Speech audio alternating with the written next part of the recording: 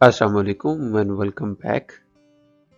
क्या आप accounting equation को समझना चाह रहे हैं? तो आपने बिल्कुल ठीक वीडियो का इंतखाब किया है, क्योंकि हम इस वीडियो में अकाउंटिंग इक्वेशन के टॉपिक को मुकम्मल तफसील के साथ और विजुअल्स की मदद से नहायत आसान अंदाज में समझने जा रहे हैं। इस टॉपिक को दो वीडियोस में तकसीम किया गया है।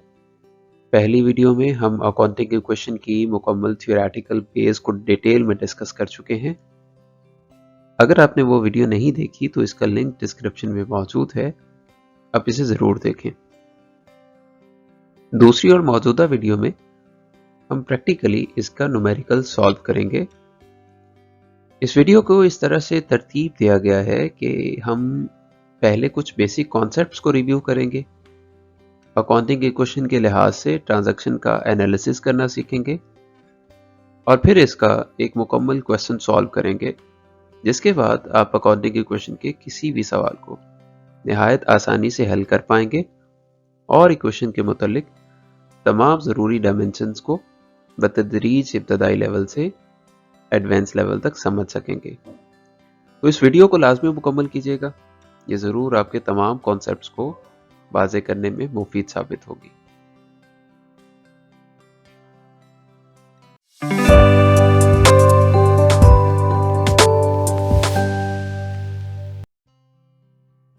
अकाउंटिंग इक्वेशन एक ऐसी अहम इक्वेशन है जो किसी भी शख्स या कारोबार की फाइनेंशियल पोजीशन यानी उसकी नेटवर्थ को बयान करती है। बिजनेस के स्टूडेंट्स को ये इक्वेशन समझाने का बुनियादी मकसद होता है कि वो बिजनेस ट्रांजैक्शंस के दोनों एस्पेक्ट्स को समझ सकें, उनको बैलेंस करना सीख पाएं और फिर उन इफेक्ट्स का अकाउंटिंग इक्वेशन यानी बिजनेस की फाइनेंशियल पोजीशन पे पड़ने वाला फर्क समझ पाएं। यहाँ हम सबसे पहले चंद बेसिक कॉन्सेप्ट्स को रिव्यू करेंगे। अगर आप इक्वेशन को हल करते वक्त इन बेसिक कॉन्सेप्ट्स को मद्देनजर रखेंगे तो यकीनन आप अकाउंटिंग इक्वेशन के क्वेश्चंस को निहायत आसानी के साथ बिना किसी गलती के हल कर पाएंगे। तो सबसे पहले हम बिजनेस एंटिटी कॉन्सेप्ट को याद रखेंगे। बिजनेस एंटिटी कॉन्सेप्ट अकाउंटिंग का एक बुनियादी असम्पशन है जो अकाउंटिंग पर्पसेस के लिए बिजनेस को और ऑनर को अलग अलग एंटिटीज शुमार करता है। सो यहां हम याद रखेंगे कि हम इक्वेशन का क्वेश्चन हल करते वक्त बिजनेस को और उसके ऑनर को सेपरेट ट्रीट करेंगे, यानी बिजनेस में आने वाली हर चीज चाहे वो ऑनर की तरफ से क्यों ना हो और बिजनेस में से जाने वाली हर चीज चाहे वो ऑनर की तरफ ही क्यों ना जा रही हो, हम वैसे ही ट्रीट करेंगे जैसे अदर थर्ड पार्टीज के लिए ट्रीट करते हैं। दूसरी बात, हम याद रखेंगे कि बिजनेस में होने वाली हर ट्रांजैक्शन डुअल एस्पेक्ट्स रखती है। बिजनेस में होने वाली हर ट्रांजैक्शन का बिजनेस पे दोहरा असर पड़ता है। आप कह सकते हैं एक असर जो मुस्बत होता है, एक असर जो मनफी होता है। हर ट्रांजैक्शन से बिजनेस के पास कुछ आता है और कुछ जाता है। तीसरी बात, हम याद रखेंगे कि ये इफेक्ट्स जो हर ट्रांजैक्शन से पड़ते हैं, जिन्हें हम डेबिट्स एंड क्रेडिट्स शुमार करते हैं, ये हमेशा इक्वल रहेंगे, ये हमेशा बराबर रहेंगे, क्योंकि अगर ये इक्वल नहीं होंगे तो इक्वेशन कभी इक्वल नहीं होगी। चौथी बात, मैं यहां पे आपके सामने कुछ स्ट्रक्चरल चेंजेस मेंशन करने जा रहा हूं, आप उसे याद रखेंगे। सो दोबारा रिव्यू करिए। हम याद रखेंगे बिजनेस और उसका ऑनर दो अलग अलग चीजें हैं। दूसरी बात, हम याद रखेंगे कि बिजनेस में होने वाली हर ट्रांजैक्शन बिजनेस पे दो इफेक्ट्स रखेगी, कम से कम दो इफेक्ट्स रखेगी। तीसरी बात, हम याद रखेंगे कि ट्रांजैक्शन से पड़ने वाले वो इफेक्ट्स हमेशा इक्वल रहेंगे इस इक्वेशन पे। और चौथी चीज, आपके लिए इसके स्ट्रक्चरल चेंजेस को याद रखना होगा। अगली स्लाइड में हम इसकी स्ट्रक्चरल चेंजेस देखने जा रहे हैं। So assets must be equal to their liabilities and owners equity. इस तरह से इस इक्वेशन के तीन अहम कंपोनेंट्स हैं, assets, the second one is liabilities and the third one is honours equity. यहां पे हम देखना चाह रहे हैं कि कौन सी चेंजेस इनको इंक्रीज करती हैं और कौन से इफेक्ट्स इनको डिक्रीज कर देंगे। तो एसेट्स जब भी परचेज किए जाएंगे इंक्रीज हो जाएंगे, और जब भी ये सेल कर दिए जाएंगे या डेप्रिशिएट होंगे ये डिक्रीज हो जाएंगे। इसी तरह से लायबिलिटीज जब भी क्रिएट होंगी ये इंक्रीज कर जाएंगी, और जब भी ये पे होंगी ये डिक्रीज हो जाएंगी। और फाइनली ऑनर्स इक्विटी जब भी इन्वेस्टमेंट आएगी, चाहे वो ऑनर की तरफ से हो या किसी और थर्ड पार्टी की तरफ से या शेयर होल्डर्स की तरफ से, या फिर रेवेन्यूज आएंगे या फिर प्रॉफिट्स होंगे, तो ऑनर्स इक्विटी हमेशा इंक्रीज कर जाएगी। और उसके ऑपोजिट जब भी ड्रॉइंग्स होंगी, ऑनर्स या शेयर होल्डर्स बिजनेस में से इन्वेस्टमेंट को विड्रॉ करेंगे, या फिर जब भी एक्सपेंसेस होंगे या फिर जब भी लॉसेस होंगे, इन सूरतों में ऑनर्स इक्विटी डिक्रीज कर जाएगी। तो इन इफेक्ट्स को, इन चेंजेस को बता देने का मकसद ये है कि जब हम ट्रांजैक्शन को नोट करेंगे और जब हम इन इफेक्ट्स को समझेंगे तो हमें इन ट्रांजैक्शन के इफेक्ट को अकाउंटिंग इक्वेशन में पुट करना ज्यादा आसान हो जाएगा। फाइनली इस स्लाइड में हम ट्रांजैक्शंस का एनालिसिस और फिर रिकॉर्डिंग प्रोसेस सीख पाएंगे, यानी किसी भी ट्रांजैक्शन को अकाउंटिंग इक्वेशन में रिकॉर्ड करने का प्रोसेस क्या होगा। तो ये सिंपल से स्टेप्स अगर आप फॉलो करेंगे तो आपके लिए निहायत आसान हो जाएगा किसी भी ट्रांजैक्शन को समझना और फिर उसे अकाउंटिंग इक्वेशन में पुट करना। तो सबसे पहले स्टेप में हम उस ट्रांजैक्शन से उसके इफेक्टेड और कंसर्न्ड अकाउंट्स निकालेंगे, यानी हर ट्रांजैक्शन एटलीस्ट 2 इफेक्ट रखेगी। हम सबसे पहले उन 2 इफेक्ट्स को नोट कर लेंगे। सेकंड स्टेप में हम दोनों अकाउंट्स जो इफेक्ट हो रहे होंगे उनका अकाउंट ग्रुप निकालेंगे। थर्ड स्टेप में हम चेंजेस को नोट करेंगे, और फोर्थ स्टेप में हम उसके इंपैक्ट्स को अकाउंटिंग इक्वेशन पे रिकॉर्ड कर देंगे। एक एग्जांपल ले लेते हैं। फॉर एग्जांपल हमारे पास एक ट्रांजैक्शन है, business purchased a building of $3,000 for cash. अब इस ट्रांजैक्शन में सबसे पहला स्टेप फॉलो करें तो हम देखेंगे कौन से 2 ऐसे अकाउंट्स हैं जो इफेक्ट हो रहे हैं। तो स्टेप 1 में हमारे पास 2 ऐसे अकाउंट्स हैं जो इस ट्रांजैक्शन से इफेक्ट हो जाएंगे, एक बिल्डिंग्स अकाउंट और दूसरा एसेट्स अकाउंट। तो ये हमारा पहला स्टेप मुकम्मल हुआ कि हमने एक ट्रांजैक्शन से इफेक्ट होने वाले 2 अकाउंट्स नोट कर लिए। अब अगले स्टेप में हम क्या करेंगे, हम दोनों अकाउंट्स का ग्रुप देखेंगे।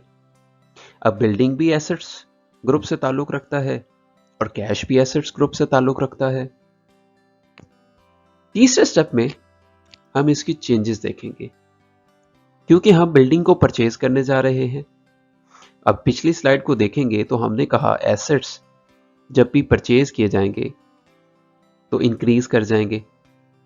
सो बिल्डिंग क्योंकि परचेज की जा रही है इसलिए इंक्रीज कर जाएगी, जबकि कैश क्योंकि पे किया जा रहा है सो ये डिक्रीज कर जाएगा। और फाइनली हम अकाउंटिंग इक्वेशन में बिल्डिंग एसेट साइड पे बिल्डिंग अकाउंट को $3,000 से इंक्रीज कर देंगे और एसेट साइड पे ही कैश अकाउंट को $3,000 से डिक्रीज कर देंगे।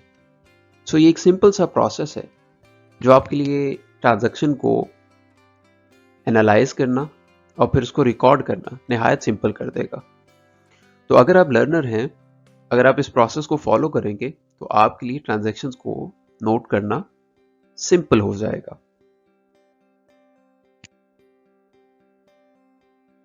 ये थी इसकी चंद अहम बातें जो अगर आप याद रखेंगे तो आपके लिए क्वेश्चन सॉल्व करना नहायत आसान हो जाएगा। अब अगली चंद स्लाइड में हम अकाउंटिंग इक्वेशन का एक मुकम्मल क्वेश्चन हल करेंगे ताकि आप थ्योरेटिकल बेस के साथ साथ निहायत आसानी से इसको प्रैक्टिकली हल करने के भी काबिल हो जाएं।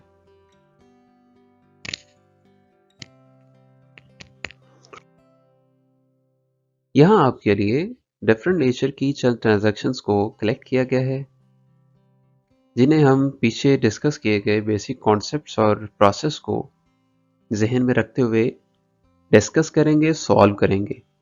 तो मुझे उम्मीद है कि अगर आप इन ट्रांजैक्शन को उस प्रोसेस के साथ मैच करते हुए सॉल्व कर लेंगे तो आपके लिए किसी भी तरह की ट्रांजैक्शन को सॉल्व करना निहायत सिंपल हो जाएगा। तो चलें हम वन बाय वन इनको डिस्कस करेंगे। So the first transaction is owner invested $20,000 cash to start the business। यानी बिजनेस ओनर्स की तरफ से $20,000 कैश इन्वेस्ट किया गया है बिजनेस को स्टार्ट करने के लिए। सबसे पहला कॉन्सेप्ट याद रखिए, हम डिस्कस कर चुके हैं सेपरेट एंटिटी कॉन्सेप्ट, यानी बिजनेस को उसके ऑनर से बिल्कुल सेपरेट ट्रीट करेंगे। अब इस कॉन्सेप्ट की वजह से हम जब भी बिजनेस ऑनर से कुछ लेंगे या उन्हें कुछ देंगे तो वो भी अकाउंटिंग ट्रीटमेंट का हिस्सा बनेगा। अब हम इस ट्रांजैक्शन को प्रोसेस से गुजारेंगे ताकि हम स्टेप बाय स्टेप इसका एनालिसिस भी कर सके और इसके इंपैक्ट्स को भी नोट कर सके। सो फर्स्ट स्टेप इज, हम देखेंगे कि इस ट्रांजैक्शन से कौन से अकाउंट्स इफेक्ट हो रहे हैं। तो हमें समझ में आएगा कि first one is cash and second one is investment या फिर कैपिटल अकाउंट। दूसरे स्टेप में हम इन दोनों अकाउंट्स की कैटेगरी को नोट करेंगे। तो कैश एसेट्स कैटेगरी से ताल्लुक रखता है, जबकि इन्वेस्टमेंट यानी कैपिटल ऑनर्स इक्विटी से ताल्लुक रखता है। तीसरे स्टेप में हम चेंज को नोट करेंगे, क्या ये पॉजिटिव चेंज यानी इंक्रीज है या नेगेटिव चेंज यानी डिक्रीज है। तो जब बिजनेस ओनर बिजनेस को कैश प्रोवाइड करेगा तो डेफिनेटली कैश यानी एसेट्स इंक्रीज कर जाएंगे, जबकि दूसरी तरफ जब वो कैश प्रोवाइड करेगा तो उसकी इक्विटी यानी उसका क्लेम भी बढ़ जाएगा। सो इन्वेस्टमेंट या कैपिटल यानी ऑनर्स इक्विटी भी इंक्रीज कर रहा है। सो अल्टीमेटली फोर्थ स्टेप में इसके इंपैक्ट्स क्या पड़ेंगे अकाउंटिंग इक्वेशन पे, कि जो कैश अकाउंट है वो $20,000 से इंक्रीज कर जाएगा। अब जो इन्वेस्टमेंट या कैपिटल अकाउंट है वो भी $20,000 से इंक्रीज कर जाएगा। सो कैश जो एसेट्स अकाउंट से ताल्लुक रखता है इंक्रीज कर रहा है और उसका इंपैक्ट पड़ेगा कि $20,000 कैश में बढ़ गए, जबकि दूसरी तरफ इन्वेस्टमेंट या कैपिटल जो ऑनर्स इक्विटी से ताल्लुक रखता है वो भी इंक्रीज कर रहा है। सो $20,000 का इजाफा हो जाएगा इन्वेस्टमेंट या कैपिटल में। अब ये एनालिसिस तो मुकम्मल हो गया। इस एनालिसिस को हम रिकॉर्ड करते हैं अकाउंटिंग के क्वेश्चन पे। सो एक ये बेसिक सा फॉर्मेट होगा जिस पे हम इस ट्रांजैक्शन को नोट करेंगे। एक साइड में हमारे पास जो ग्रीन है एसेट्स को शो कर रहे हैं, जबकि दूसरी साइड जो रेड है वो लायबिलिटीज और ऑनर्स इक्विटी को शो कर रही है। अब हम इस ट्रांजैक्शन के इंपैक्ट्स को रिकॉर्ड करें अगर अकाउंटिंग के क्वेश्चन पे, तो सबसे पहला इंपैक्ट यानी कैश में $20,000 इंक्रीज कर जाएंगे और दूसरा इंपैक्ट जो कैपिटल का है उसकी वजह से ऑनर्स इक्विटी में भी $20,000 इंक्रीज कर जाएंगे। अब अल्टीमेटली हमारे पास इस ट्रांजैक्शन से दो अकाउंट इफेक्ट हुए, एक कैश अकाउंट और दूसरा ऑनर्स इक्विटी अकाउंट। तो कैश अकाउंट का बैलेंस हमारा इंक्रीज कर जाएगा $20,000 और दूसरी तरफ ऑनर्स इक्विटी अकाउंट भी इंक्रीज कर जाएगा $20,000 से। सो अल्टीमेटली अगर हम देखेंगे तो हमारी टोटल एसेट साइड में हमारे पास $20,000 है जबकि लायबिलिटीज एंड ऑनर्स इक्विटी यानी इक्विटी साइड पे भी हमारे पास $20,000 है। सो ये ट्रांजैक्शन इक्वल रहेगी। Second transaction is business purchased $5,000 of supplies for cash, यानी बिजनेस से $5,000 की सप्लाईज गुड्स या मर्चेंडाइज कैश के अगेंस्ट परचेज की।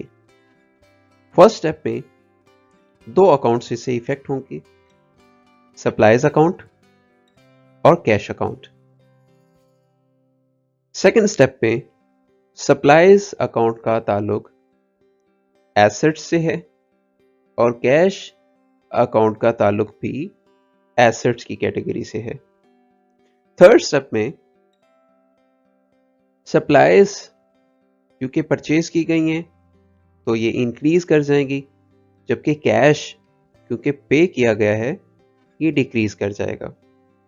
एंड फोर्थ स्टेप में सप्लाईज अकाउंट में $5,000 ऐड कर दिए जाएंगे और कैश अकाउंट से $5,000 माइनस कर दिए जाएंगे।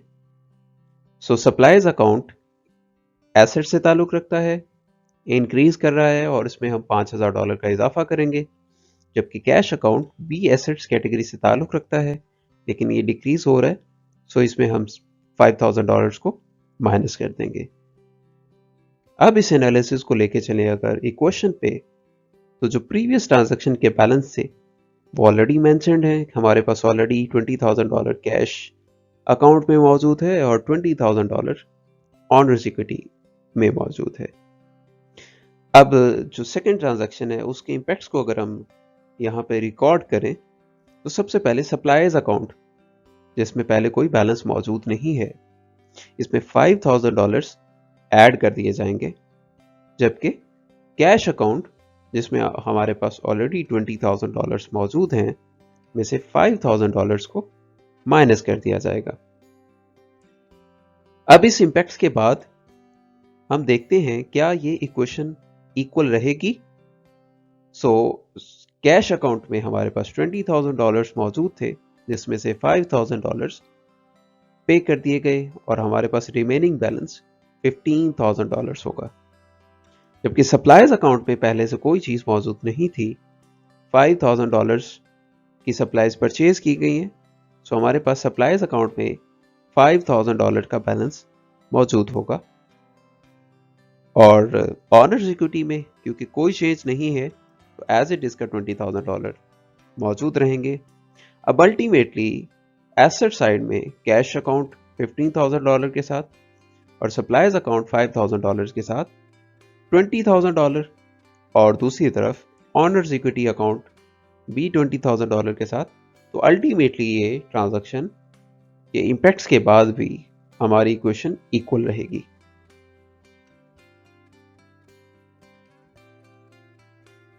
Third transaction is business purchased $3,000 of equipment on credit, यानी कारोबार ने $3,000 की इक्विपमेंट को उधार पे खरीदा। अब पहले स्टेप पे इसके इफेक्टेड अकाउंट्स इक्विपमेंट होगा और क्रेडिटर्स होंगे क्योंकि इसे ऑन क्रेडिट यानी उधार परचेज किया गया है। दूसरे स्टेप में इक्विपमेंट एसेट्स कैटेगरी से ताल्लुक रखता है, जबकि क्रेडिटर्स लायबिलिटीज कैटेगरी से ताल्लुक रखते हैं। तीसरे स्टेप में इक्विपमेंट क्योंकि परचेज किए गए हैं सो ये इंक्रीज कर जाएंगे। अब दूसरी तरफ क्योंकि लायबिलिटी भी क्रिएट हो रही है सो ये भी इंक्रीज कर जाएगी। चौथे स्टेप में हम इंपैक्ट देखें तो इक्विपमेंट में $3,000 ऐड होगा, जबकि क्रेडिटर्स में भी $3,000 ऐड होगा। सो इक्विपमेंट जो एसेट्स कैटेगरी से ताल्लुक रखता है क्योंकि इंक्रीज हो रहा है सो उसमें हम $3,000 ऐड करेंगे, जबकि क्रेडिटर्स जो लायबिलिटीज कैटेगरी से ताल्लुक रखता है क्योंकि उसमें भी इंक्रीज हो रहा है सो उसमें भी हम $3,000 ऐड कर देंगे। अब जब हम इन इंपैक्ट्स को अकॉर्डिंग इक्वेशन पे लेके चलेंगे तो हमारे पास चूंकि कैश और सप्लाईज और ऑनर्स इक्विटी में ऑलरेडी बैलेंस मौजूद है, हमने वो मेंशन किया है। और जब हम इस ट्रांजैक्शन के इम्पैक्ट्स को इस इक्वेशन में नोट करेंगे तो इक्विपमेंट साइड में जिसमें पहले से कुछ मौजूद नहीं है, हम $3000 ऐड कर देंगे और क्रेडिटर्स यानी लायबिलिटीज अकाउंट में भी पहले से कुछ मौजूद नहीं है, यहां पे हम $3000 ऐड कर देंगे। सो कैश में क्योंकि कोई चेंज नहीं है, एज इट उसका बैलेंस $15,000 रहेगा। सप्लाईज में भी कोई चेंज नहीं है, एज इट उसका बैलेंस भी $5,000 रहेगा। इक्विपमेंट में क्योंकि $3,000 की इक्विपमेंट मजीद परचेज की गई है, तो एज इट इसके माँ $3,000। लायबिलिटी साइड में भी क्योंकि लायबिलिटी क्रिएट हो चुकी है, $3,000 यहाँ होगा और ऑनर्स इक्विटी में भी कोई चेंज नहीं है, सो यहाँ पे भी $20,000 एज इट फॉल करेगा। सो अगर एसेट साइड देखेंगे तो $15,000 कैश, $5,000 की सप्लाईज और $3,000 की इक्विपमेंट, टोटल में हमारे पास एसेट्स 23,000 के मौजूद हैं, जबकि दूसरी तरफ $20,000 ऑनर्स इक्विटी में और $3,000 लायबिलिटी में मौजूद है। तो दोनों साइड्स $23,000 के साथ सेम यानी इक्वल होंगी। Fourth transaction is business sold $1,500 supplies to customer on credit costing $1,200। यानी बिजनेस ने $1,200 की सप्लाईज को $1,500 का सेल किया एक कस्टमर को, बट ऑन क्रेडिट यानी उधार पे। अब ये ट्रांजैक्शन क्योंकि कंपाउंड इफेक्ट रखती है, तो इसके जो इफेक्टेड अकाउंट्स हैं वो 2 से ज्यादा होंगे। तो चलिए इसे एनालिसिस से गुजारते हैं। सबसे पहले इसके इफेक्टेड अकाउंट्स डेटर्स होंगे क्योंकि ये सप्लाईज उधार पे सेल की जा रही हैं। सेकंड पे सप्लाईज, क्योंकि सप्लाईज जब सेल करेंगे तो उसमें डिफरेंस आएगा। और थर्ड वन, क्योंकि $1,200 की सप्लाईज को $1,500 का सेल किया जा रहा है, तो ये डिफरेंस प्रॉफिट कहलाएगा। अब सेकंड स्टेप पे डेटर्स का ताल्लुक एसेट्स कैटेगरी से है, सप्लाईज का ताल्लुक भी एसेट्स कैटेगरी से है, जबकि प्रॉफिट ऑनर्स इक्विटी पे इंपैक्ट करेगा। थर्ड स्टेप में एसेट्स इंक्रीज कर जाएंगे क्योंकि डेटर्स हमारे एसेट्स हैं और उसमें क्योंकि इजाफा हो रहा है।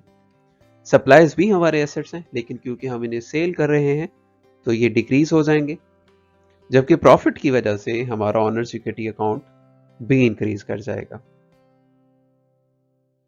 सो डेटर्स में $1,500 ऐड होंगे, सप्लाईज में से $1,200 माइनस होंगे और प्रॉफिट की वजह से ऑनर्स इक्विटी में भी $300 ऐड होंगे। सो सबसे पहला अकाउंट डेटर्स है जो एसेट से ताल्लुक रखता है, इंक्रीज कर रहा है, $1,500 ऐड होंगे। सेकंड सप्लाईज अकाउंट है, ये भी एसेट से ताल्लुक रखता है, लेकिन इस पे क्योंकि डिक्रीज हो रहा है तो इस पे से $1,200 माइनस करेंगे। और थर्ड प्रॉफिट अकाउंट, क्योंकि ऑनर्स इक्विटी को इंपैक्ट रखता है, क्योंकि ये भी इंक्रीज कर रहा है तो इसे भी हम $3,300 ऐड कर देंगे।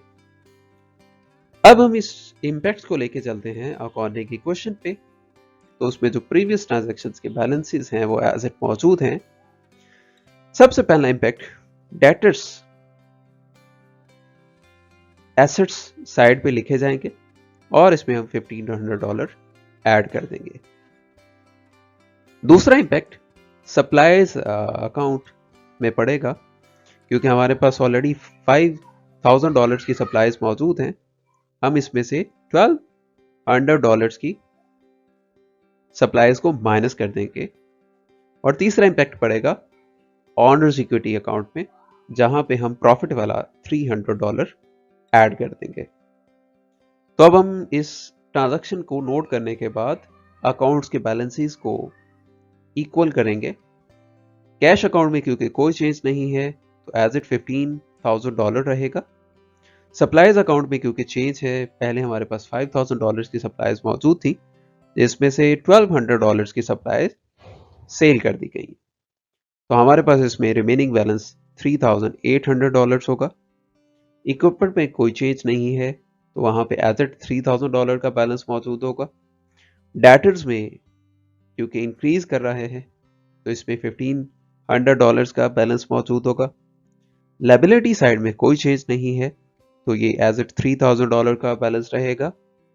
और ऑनर्स इक्विटी में क्योंकि $300 ऐड हो रहे हैं, तो टोटल बैलेंस उसका $20,300 होगा। अब अगर हम एसेट साइड का टोटल करेंगे, तो कैश $15,000, सप्लाई $3,800, इक्विपमेंट $3,000 और डेटर्स $1,500। टोटल में हमारे पास होंगे $23,300 के एसेट्स, जबकि लायबिलिटी साइड में यानी इक्विटी साइड में $3,000 की इक्विटीज, इंटरनल एक्सटर्नल इक्विटीज और $20,300 की ऑनर्स इक्विटी इक्वल होगी 23,300 के। सो अगेन दोनों साइड्स इक्वल हो जाएंगी।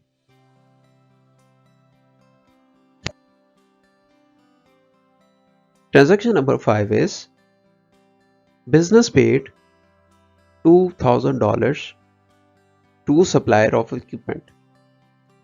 हमने प्रीवियस ट्रांजैक्शन में एक सप्लायर से ऑन क्रेडिट इक्विपमेंट को परचेज किया। इस ट्रांजैक्शन में हम उस सप्लायर को $2,000 पे करने जा रहे हैं। तो देखते हैं कि ये ट्रांजैक्शन इक्वेशन पे क्या इंपैक्ट डालेगी। फर्स्ट स्टेप में क्योंकि हम क्रेडिटर्स को पे करने जा रहे हैं, तो क्रेडिटर्स इफेक्ट होंगे, और चूंकि हम क्रेडिटर्स को कैश की सूरत में पे करने जा रहे हैं, तो कैश अकाउंट भी इफेक्ट हो जाएगा। सेकंड स्टेप में क्रेडिटर्स का ताल्लुक लायबिलिटीज साइड से है, जबकि कैश का ताल्लुक एसेट्स साइड से है। थर्ड स्टेप में क्रेडिटर्स क्योंकि पेड ऑफ होने जा रहे हैं, तो ये डिक्रीज हो जाएंगे, जबकि कैश क्योंकि पे हो रहा है, तो पे होने की सूरत में ये भी कम होगा, सो ये भी डिक्रीज कर जाएगा। और फोर्थ स्टेप पे हम क्रेडिटर्स अकाउंट में $2,000 माइनस करेंगे क्योंकि वो पे हो रहे हैं, और कैश में से भी हम $2,000 माइनस करेंगे क्योंकि कैश भी हमारे पास कम हो जाएगा। अब हम इस ट्रांजैक्शन को अकाउंटिंग इक्वेशन पे लेके चलेंगे। तो क्रेडिटर साइड, ये लायबिलिटी साइड पे जो क्रेडिटर्स $3,000 के मौजूद हैं, उसमें हम उनको $2,000 पे करने जा रहे हैं, तो $2,000 माइनस हो जाएंगे, जबकि क्योंकि हम कैश पे कर रहे हैं, तो कैश जो हमारे पास $15,000 मौजूद है, उसमें से भी $2,000 माइनस हो जाएंगे। सो जब हम इस ट्रांजैक्शन के बाद अपनी इक्वेशन को बैलेंस करेंगे, तो कैश में हमारे पास $13,000 मौजूद होंगे, सप्लाईज एज इट $3,800, इक्विपमेंट भी एज इट $3,000 और डेटर्स $1,500 के तौर पे मौजूद रहेंगे, जबकि लायबिलिटी साइड में हमारी टोटल लायबिलिटीज $3,000 की हैं, जिसमें से $2,000 पे किए जा रहे हैं, तो हमारी लायबिलिटीज कम होके $1,000 की रहेंगी, जबकि ऑनर्स इक्विटी में कोई चेंज नहीं आएगा।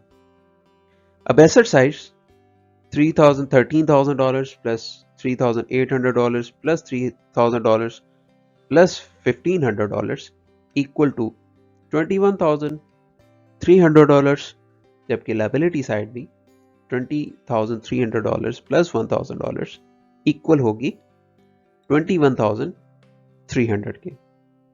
सो इस ट्रांजैक्शन के बाद भी हमारी इक्वेशन इक्वल रहेगी। Sixth transaction is business received $1,000 from the debtors।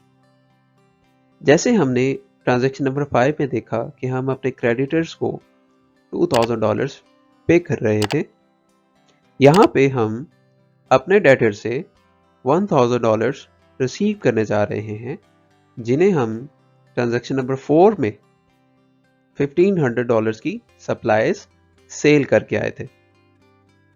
सो इस ट्रांजैक्शंस के इंपैक्ट्स में सबसे पहला इफेक्टेड अकाउंट कैश होगा, क्योंकि हम कैश रिसीव करेंगे तो हमारा कैश अकाउंट डेफिनेटली चेंज हो जाएगा। जबकि दूसरी तरफ जब हम डेटर से रिसीव कर लेंगे तो हमारा डेटर्स अकाउंट भी चेंज हो जाएगा। कैश का ताल्लुक एसेट से है, जबकि डेटर्स का ताल्लुक भी एसेट से है। कैश इंक्रीज कर जाएगा जबकि डेटर्स डिक्रीज कर जाएंगे, और कैश अकाउंट में $1000 ऐड होंगे जबकि डेटर्स अकाउंट से $1000 माइनस होंगे। सो अल्टीमेटली इस ट्रांजैक्शन से पहला अकाउंट कैश का इफेक्ट होगा जो एसेट से ताल्लुक रखता है, क्योंकि उसमें इंक्रीज होगा, सो हम $1000 वहां पे ऐड करेंगे।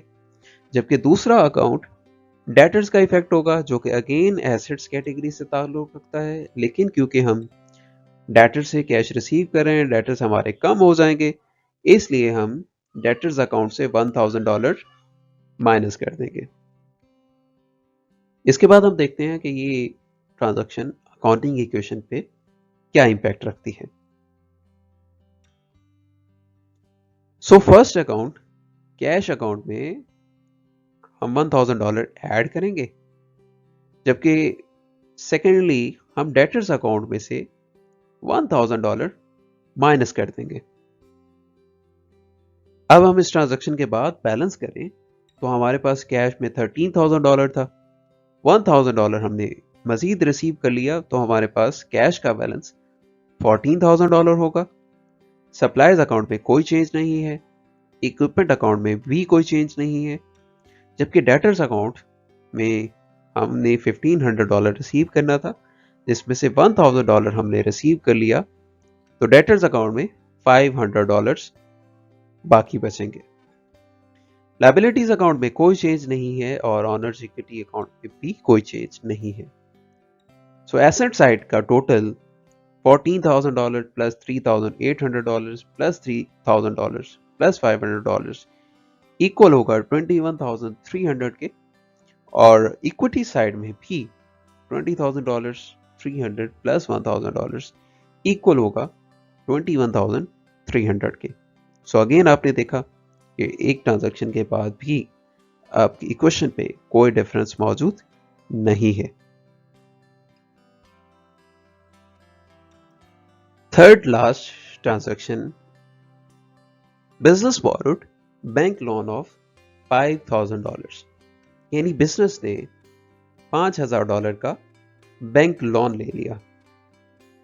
अब इस ट्रांजैक्शन से सबसे पहले तो कैश इंपैक्ट होगा, क्योंकि लोन लेने से हमारे पास कैश आएगा, और दूसरी तरफ बैंक अकाउंट जो कि डेफिनेटली लोन की वजह से हमारी लायबिलिटीज के तौर पे मेंशन होगा, भी इंपैक्ट करेगा। अब कैश का ताल्लुक एसेट से है, जबकि बैंक क्योंकि हम लोन ले रहे हैं तो इसका ताल्लुक लायबिलिटीज से है। कैश अकाउंट हमारा इंक्रीज करेगा, दूसरी तरफ बैंक अकाउंट यानी लायबिलिटीज अकाउंट भी इंक्रीज करेगा, क्योंकि हमारी लायबिलिटीज क्रिएट हो रही हैं। सो अल्टीमेटली हम कैश में $5,000 ऐड करेंगे और बैंक अकाउंट में भी $5,000 ऐड करेंगे।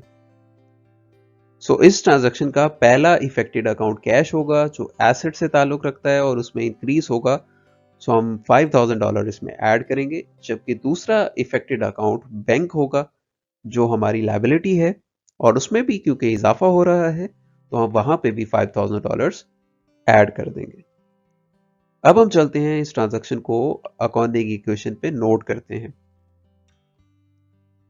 सो पहला इंपैक्ट, हम कैश अकाउंट में $5,000 ऐड कर देंगे, जबकि दूसरा इंपैक्ट हम बैंक यानी लायबिलिटी साइड में भी $5,000 ऐड कर देंगे। उसके बाद हम इस ट्रांजैक्शन का बैलेंस करेंगे, तो कैश हमारे पास क्योंकि ऐड हो रहा है, $14,000 हमारे पास ऑलरेडी मौजूद था, $5,000 मजीद आ गए, तो हमारे पास कैश होगा $19,000। सप्लाईज अकाउंट में कोई चेंज नहीं है, इक्विपमेंट अकाउंट में भी कोई चेंज नहीं है, डेटर्स अकाउंट में भी कोई चेंज नहीं है, लायबिलिटीज अकाउंट में इजाफा हो जाएगा, $1,000 की लाइबिलिटीज हमारे पास ऑलरेडी एग्जिस्ट करती थी, $5,000 की लाइबिलिटीज मजीद ऐड हो चुकी हैं। इस तरह से इसका इम्पैक्ट $6,000 होगा और ऑनर्स इक्विटी हमारे पास $20,300 के बैलेंस के साथ मौजूद होगी। सो अगर हम एसेट साइड को टोटल करें तो $19,000 प्लस $3,800 प्लस $3,000 प्लस $500 हमारे पास टोटल एसेट्स हो जाएंगे $26,000, $26,300, जबकि इक्विटी साइड में हमारे पास $6,000 की लाइबिलिटीज हैं और $20,300 की ऑनर्स इक्विटी हैं, तो ये भी इक्वल होगा 26,300 के। इस तरह से हमारी दोनों साइड्स यानी इक्विटीज और एसेट्स अगेन इक्वल होंगे।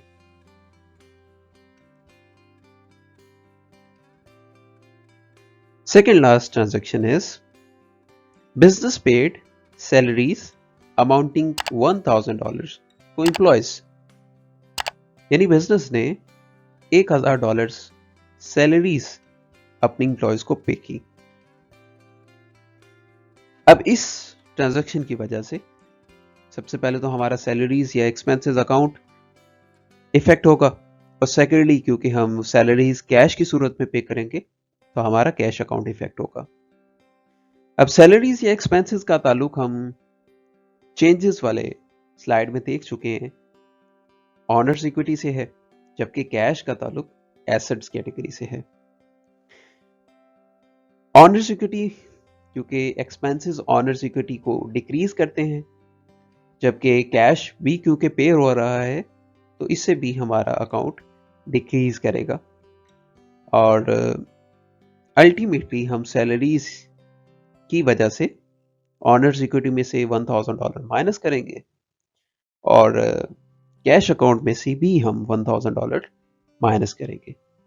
तो इस ट्रांजैक्शन से सैलरीज अकाउंट इफेक्ट हो रहा है जिसका इम्पैक्ट ऑनर्स इक्विटी में पड़ेगा क्योंकि ये ऑनर्स इक्विटी को डिक्रीज करेगा, सो हम ऑनर्स इक्विटी में से $1,000 माइनस कर देंगे, जबकि कैश जो कि एसेट्स कैटेगरी से ताल्लुक रखता है वो भी क्योंकि पे होगा तो कम हो जाएगा, इस वजह से हम वहां पे से भी $1,000 माइनस कर देंगे।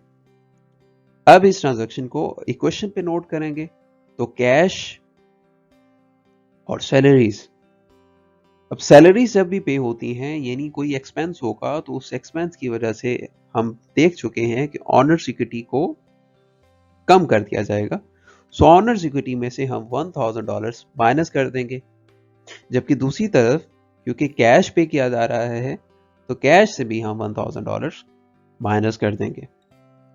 अब इस ट्रांजैक्शन के बाद कैश अकाउंट में हमारे पास $18,000 मौजूद होगा, पहले ही की तरह सप्लायर्स, इक्विपमेंट और डेटर्स अकाउंट में कोई फर्क नहीं पड़ेगा, लायबिलिटी साइड में भी कोई इंपैक्ट नहीं होगा, जबकि ऑनर्स इक्विटी हमारे पास $20,300 की मौजूद थी जिसमें से हम $1,000 माइनस करेंगे क्योंकि एक्सपेंसेस हमेशा ऑनर्स इक्विटी को डिक्रीज कर देते हैं, तो हमारे पास यहाँ पे $19,300 मौजूद होंगे।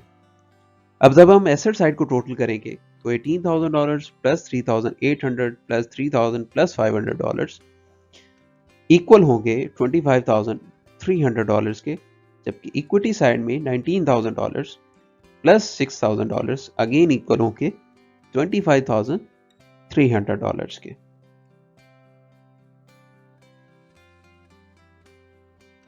And finally, the last transaction is owner withdraw $500 cash from the business for personal use, यानी बिजनेस ऑनर ने बिजनेस से $500 विड्रॉ कर लिए अपने पर्सनल यूज के लिए।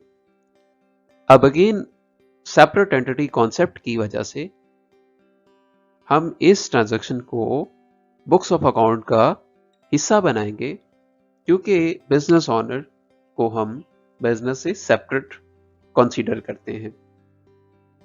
अब इस ट्रांजैक्शन की वजह से पहला जो अकाउंट है वो ड्राइंग्स अकाउंट है क्योंकि बिजनेस इन्वेस्टमेंट के ऑपोजिटली अपने बिजनेस से कैश को विड्रॉ कर रहा है, जबकि दूसरा क्योंकि कैश विड्रॉ हो रहा है तो डेफिनेटली बिजनेस के पास कैश कम हो जाएगा। सेकेंड स्टेप में ड्राइंग्स का ताल्लुक ऑनर्स इक्विटी से है और कैश का ताल्लुक एसेट्स कैटेगरी से है।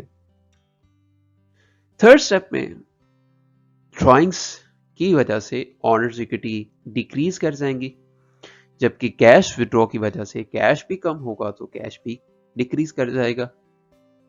जबकि फोर्थ स्टेप में हम ऑनर्स इक्विटी साइड में से $500 माइनस करेंगे, जबकि कैश अकाउंट में से भी हम $500 माइनस करेंगे। सो ड्राइंग्स अकाउंट जो कि ऑनर्स इक्विटी को इंपैक्ट करेगा, क्योंकि डिक्रीज कर रहा है सो उसमें से $500 माइनस कर दें, जबकि कैश अकाउंट जो एसेट्स कैटेगरी से ताल्लुक रखता है ये भी क्योंकि डिक्रीज कर रहा है तो इसमें से भी $500 माइनस कर दें। अब सबसे पहले हम ड्राइंग्स की वजह से ऑनर्स इक्विटी अकाउंट में से $500 को माइनस कर देंगे, जबकि कैश विड्रॉल की वजह से कैश भी क्योंकि कम हो जाएगा तो इसमें से भी हम $500 माइनस कर देंगे। इसकी वजह से हमारा कैश $18,000 जो मौजूद था उसमें से $500 माइनस होने के बाद वो $17,500 होगा। सप्लाईज में कोई इफेक्ट नहीं पड़ेगा और इक्विपमेंट में भी कोई इफेक्ट नहीं पड़ेगा, डेटर्स भी इफेक्ट नहीं होंगे, लायबिलिटीज भी इफेक्ट नहीं होंगी, जबकि ऑनर्स इक्विटी का जो बैलेंस था वो $19,300 था, जिसमें से $500 माइनस होने के बाद $18,800 होगा। अब अल्टीमेटली जब हम एसेट साइड को टोटल करेंगे तो $17,500 प्लस $3,800 प्लस $3,000 प्लस $500 टोटल होगा हमारे पास $24,800, जबकि लायबिलिटी साइड में $6,000 और ऑनर्स इक्विटी अकाउंट के $18,800 भी टोटल होंगे $24,800। सो अगेन ये ट्रांजैक्शन इक्वल होगी। यहां हमने पिछली तमाम स्लाइड्स पे नोट की गई ट्रांजैक्शंस को एक टेबल में प्रेजेंट कर दिया है ताकि हम इसे रिव्यू कर सकें। हमने डिफरेंट नेचर्स की ट्रांजैक्शन को एक प्रोसेस से गुजारा ताकि उसका एनालिसिस मुमकिन हो और फिर उसे इक्वेशन पे रिकॉर्ड किया। अब हर ट्रांजैक्शन के बाद हमने देखा कि हर ट्रांजैक्शन बिजनेस पे या बिजनेस की फाइनेंशियल पोजीशन पे एटलीस्ट डुअल एस्पेक्ट्स इफेक्ट रखती है, वो दो अकाउंट्स को एटलीस्ट इफेक्ट करती है। हमने ये भी देखा कि वो दोनों ट्रांजैक्शन या दोनों इफेक्ट्स अल्टीमेटली बिजनेस की फाइनेंशियल पोजीशन पे इक्वल इंपैक्ट रखती हैं। इस तरह की इक्वेशन हमेशा इक्वल रहती है। इसके साथ साथ जो आपके साथ एक प्रोसेस शेयर किया गया वो आपको बहुत इजी कर देता है इस इक्वेशन को या इस इक्वेशन पे तमाम ट्रांजैक्शन को नोट करने को।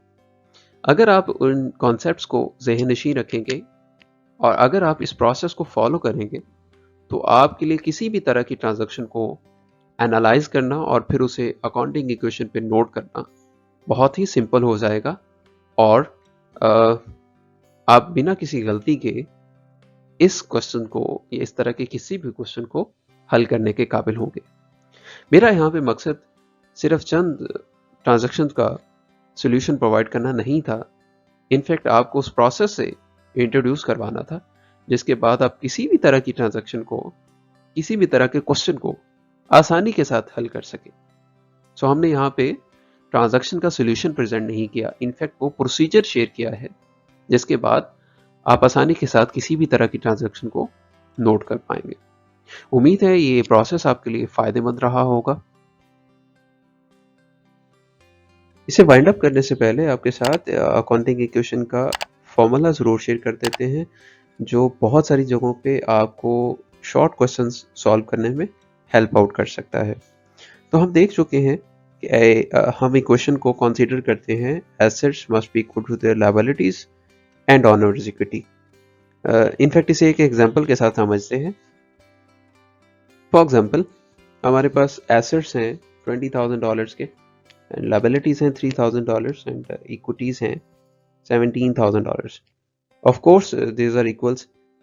$20,000 एसेट्स इक्वल हैं $3,000 लायबिलिटीज एंड $17,000 ऑनर्स इक्विटी की।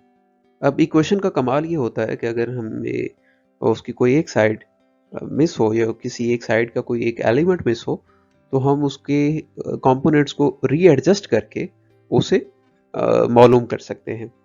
तो फॉर एग्जांपल, अगर हम इस इक्वेशन को देखते हुए हमें कोई एक साइड स्किप हो, फॉर एग्जांपल हमें एसेट्स का टोटल मालूम ना हो, तो हम अगर इस इक्वेशन का इस्तेमाल करें और हमें लायबिलिटीज का $3,000 पता हो और ऑनर्स इक्विटी का $17,000 पता हो, तो हम इस इक्वेशन का इस्तेमाल करते हुए लायबिलिटीज और ऑनर्स इक्विटी का टोटल करेंगे, यानी $3,000 प्लस $17,000, तो हमें एसेट्स का टोटल बैलेंस मालूम हो जाएगा। फॉर एग्जांपल, हमें ऑनर्स इक्विटी का बैलेंस मालूम नहीं है और हमें एसेट्स या लायबिलिटी साइड का बैलेंस मौजूद है, मालूम है, तो हम अगेन इस इक्वेशन को रीशफल करेंगे। हम लायबिलिटी साइड को दूसरी साइड यानी एसेट साइड में जाके माइनस कर देते हैं, तो हमें ऑनर्स इक्विटी का बैलेंस मिल जाएगा।